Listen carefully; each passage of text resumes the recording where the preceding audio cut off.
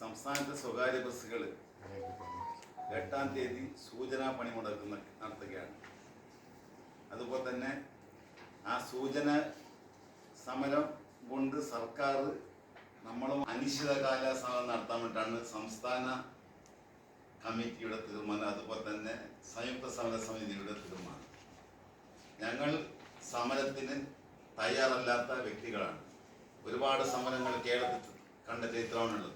പക്ഷെ bus owner സംഘം സമരം നടത്തുന്നില്ല, നിർത്തിവെച്ചുകൊണ്ടുള്ള സമരം നടത്തുന്നില്ല. കാരണം അത് ജനങ്ങൾക്കും വിദ്യാർത്ഥികൾക്കും വളരെയധികം പ്രതിസന്ധി ഉണ്ടാക്കുന്ന ഒരു സംഭവം, യാത്രാ സൗകര്യം നഷ്ടപ്പെടുന്ന സംഭവമായതുകൊണ്ട് ഞങ്ങൾ നിർത്തിവെച്ചുകൊണ്ടുള്ള സമരത്തിനില്ലാന്ന് സർക്കാരിന്റെ ശ്രദ്ധയിൽ നിരവധി തവണ ഞങ്ങൾ അവതരിപ്പിച്ചു.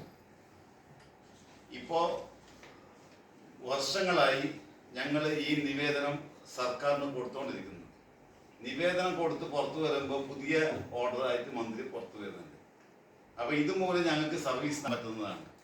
ഇവിടെ നാട്ടിൽ എന്തെല്ലാം കാര്യങ്ങൾക്ക് വിലക്കയറ്റം വരുന്നുണ്ട്, എന്തെല്ലാം പ്രശ്നങ്ങൾ നടക്കുന്നുണ്ട്, അതെല്ലാം സർക്കാരിന് നിയന്ത്രിക്കാൻ പറ്റുന്നുണ്ടെങ്കിൽ എന്തുകൊണ്ട് ബസ് വ്യവസായം ഈ തകർച്ചയിലേക്ക് പോകുന്നത്, എന്തുകൊണ്ട് അതിനെ സർക്കാരിന് തടയിടാൻ പറ്റുന്നില്ല? ഈ വർദ്ധിച്ചു വരുന്ന മെയിൻ്റനൻസ് അതിനെ തടയിടാൻ പറ്റുന്നില്ല. ഇപ്പോൾ ഞങ്ങൾ ബസ് സമരം നടത്തുന്നത് ബസ് ചാർജ് വർദ്ധിപ്പിക്കുക എന്ന ആവശ്യമായിട്ടാണ് ഞങ്ങൾ സമരത്ത് വരുന്നത്. പക്ഷെ ഇന്ന് അതല്ല, ബസ് ചാർജ് വർധനമല്ല ഞങ്ങളുടെ അജണ്ട. ഞങ്ങളുടെ അജണ്ട, ഞങ്ങളിൽ കുറേ കാര്യങ്ങൾ സർക്കാർ അടിച്ചേൽപ്പിച്ചിരിക്കുകയാണ്. കുറേ ഇലക്ട്രോണിക് സാധനങ്ങൾ ഫിറ്റ് ചെയ്യാൻ വേണ്ടിയിട്ടാണ് സർക്കാരിൻ്റെ നിരന്തരമായ നിർദ്ദേശങ്ങൾ. അതിൻ്റെ ഭാഗമായി കുറച്ച് വർഷം, ഈ 2-3 വർഷമായിട്ട് GPS സർക്കാർ നിർബന്ധമാക്കി, എല്ലാ ബസ്സുകളിലും നിർബന്ധമാക്കി. ആ GPS നിർബന്ധമാക്കുമ്പോൾ ആ GPS-ന്റെ കൺട്രോൾ റൂം എല്ലാ RTO ഓഫീസുകളിലും തുറക്കും. ഏതെങ്കിലും ഒരു ബസ് യാത്രക്കാരന് എന്തെങ്കിലും ഒരു പ്രശ്നം വന്നാൽ ആ ബസ്സിൻ്റെ അകത്ത് 4 ബട്ടൺസ് ഉണ്ടാവും. ആ ബട്ടൺസ് പ്രസ് ചെയ്താൽ അതത് RTO ഓഫീസിലേക്ക് അതിൻ്റെ മെസ്സേജ് എത്തും. ഉടൻ തന്നെ പോലീസോ മോട്ടോർ വാഹന വകുപ്പോ ആ സ്പോട്ടിലേക്ക് എത്തും എന്നാണ് ഞങ്ങളുടെ ശ്രദ്ധയിൽപ്പെടുത്തിയിട്ടുള്ളത്. പക്ഷെ ഇന്ന് വരെ ആ ഒരു സംഭവം നടന്നതായിട്ടുള്ള ചരിത്രം എവിടെയും ഇല്ല. അതുപോലെ തന്നെ കഴിഞ്ഞ ദിവസം ആന്റണി രാജു മന്ത്രിയായിരിക്കുന്ന സമയത്ത് ബസ്സിൽ ക്യാമറ നിർബന്ധമാക്കി. അദ്ദേഹം പറഞ്ഞത് 3 ക്യാമറ ഘടിപ്പിക്കണമെന്നോ.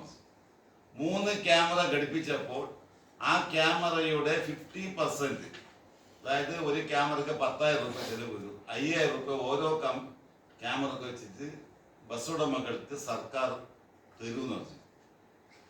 ആ പറഞ്ഞിട്ട് കുറച്ച് സമയം കഴിയുമ്പോൾ അദ്ദേഹം മാറി ഗണേഷ് കുമാർ വന്നു. ഗണേഷ് കുമാർ വന്നപ്പോൾ 6 ക്യാമറയാക്കി മാറ്റി, 3-നെ 6 മാറ്റി. 2 സ്റ്റെപ്പുകളിൽ ക്യാമറ വേണം. കൂടാതെ അടുത്തൊരു ക്യാമറ വന്നിടത്തേക്ക് ഡ്രൈവറെ മുഖത്തേക്കാണ് ആ ക്യാമറ ഉള്ളത്. ഡ്രൈവർ ഉറങ്ങുന്നുണ്ടോ? സാധാരണ സ്വകാര്യ ബസ്സുകൾ സർവീസ് നടത്തുന്നത് രാവിലെ 6 മണി തൊട്ട് രാത്രി 7, 8, 9 മണി. 1000 രൂപ വിലയുള്ള ക്യാമറയാണ് ഘടിപ്പിക്കാൻ വേണ്ടി പറഞ്ഞത്. ഈ ബസ്സുകാരൻ മാത്രമാണോ ഉറങ്ങുന്നത്? ഉറങ്ങിയിട്ട് എത്ര ബസ്സാണ് കേരളത്തിൽ അപകടത്തിൽ പെട്ടത്? രാത്രി 24 മണിക്കൂർ സർവീസ് നടത്താണ് KSRTC ബസ്. 24 മണിക്കൂർ സർവീസ് ഉണ്ട്. ഇന്ന് രാവിലെ വിട്ടാൽ നാളെ രാവിലെ എത്തുന്ന അങ്ങനത്തെ ബസ്സും അവരിലുണ്ട്.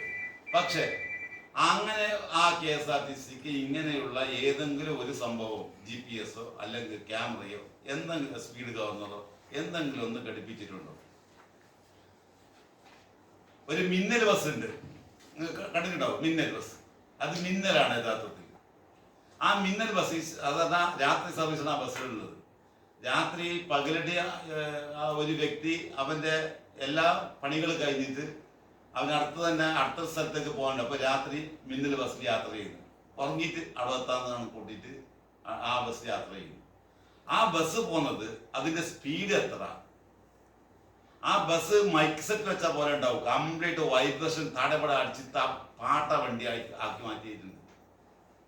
എത്ര ചെക്ക് റിപ്പോർട്ട് അത് ഓവർ സ്പീഡ് പറഞ്ഞിട്ടുണ്ട്, അതിന് സ്പീഡ് ഗവർണർ ഉണ്ടോ? അത് പോകാൻ തന്നെ നോ എൻട്രിലാണ് കൂടുതലും പോകുന്നത്. കേരളത്തിലെ KSRTCയിൽ 1-ാം ക്ലാസ് മുതൽ 12-ാം ക്ലാസ് വരെയുള്ള വിദ്യാർത്ഥികൾക്ക് ഫ്രീ സർവീസ് എന്നാണ്. മന്ത്രി പ്രഖ്യാപിക്കണ്ടേ. പത്രക്കാർ അതിന് മുമ്പ് ചില കേട്ടിട്ടുണ്ട്. പക്ഷെ മന്ത്രിയോട് തിരിച്ചു ചോദിച്ചിട്ട് ഇത് ഏത് ബസ്സിലാണ് ഈ ഫ്രീ സർവീസ് ഉള്ളതെന്ന് ചോദിക്കണമായിരുന്നു. പത്രക്കാർ ചോദിച്ചില്ല. കാരണം KSRTC മോണോപോളി റൂട്ടിൽ, നോട്ടിഫൈഡ് റൂട്ടിൽ മാത്രമാണ് വിദ്യാർത്ഥികൾക്ക് ഫ്രീ കൺസെഷൻ കൊടുക്കുന്നത്. പിന്നെ അതും ഓർഡിനറി സർവീസിലാണ് കൊടുക്കുന്നത്.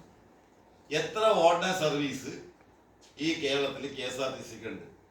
തിരുവനന്തപുരം ജില്ലയിൽ ചിലപ്പോൾ ഉണ്ടായിരിക്കുക. കാരണം നേരത്തെ തിരുവനന്തപുരത്ത് കോർപ്പറേഷനിൽ കംപ്ലീറ്റ് KSRTC ബസ്സായിരുന്നു. ആ KSRTC വെച്ച് കരുണാകരന്റെ ഗവൺമെന്റ് ഇരിക്കുന്ന സമയത്ത് ഇതേ ഗണേഷ് കുമാറിന്റെ അച്ഛൻ മന്ത്രിയായിരിക്കുന്ന സമയത്താണ് അവിടെ സമരം വരുന്നത്. അതിന്റെ ഭാഗമായിട്ട് അവിടെ കുറച്ച് പ്രൈവറ്റ് ബസ് വന്നിട്ടുണ്ട്. പക്ഷെ അവിടെ KSRTC വിദ്യാർത്ഥികൾക്ക് കൊടുക്കുന്നുണ്ട്. അല്ലാതെ നോട്ടിഫൈഡ് റൂട്ടിലല്ലാത്ത മിക്സഡ് റൂട്ടിൽ ഇപ്പോൾ മംഗലാപുരം പോകുന്നവനോ അല്ലെങ്കിൽ സുള്ളിയ ഭാഗത്ത് പഠിക്കുന്നവനോ ഏതെങ്കിലും ബസ്സിൽ KSRTC കൺസെഷൻ കൊടുക്കുന്നുണ്ടോ? ഈ കാർഡ് ഉപയോഗിക്കാൻ പറ്റുന്നുണ്ടോ?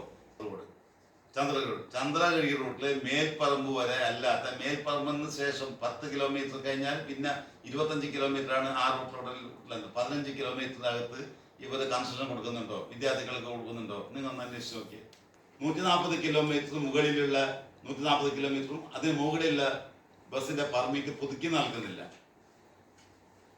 കോടതി ഡിവിഷൻ ബെഞ്ച് അടക്കം അത് പുതുക്കി കൊടുക്കണമെന്ന് സർക്കാരിന് നിർദ്ദേശം കൊടുത്തിട്ടും ഇന്ന് വരെ ആ പെർമിറ്റ് പുതുക്കി കൊടുക്കുന്നത് 20 ദിവസത്തേക്ക് അല്ലെങ്കിൽ 1 മാസത്തേക്കാണ് പുതുക്കി നൽകുന്നത്. കുറെ വണ്ടികൾ ഓടുന്നില്ല. സ്വകാര്യ ബസ്സുകൾ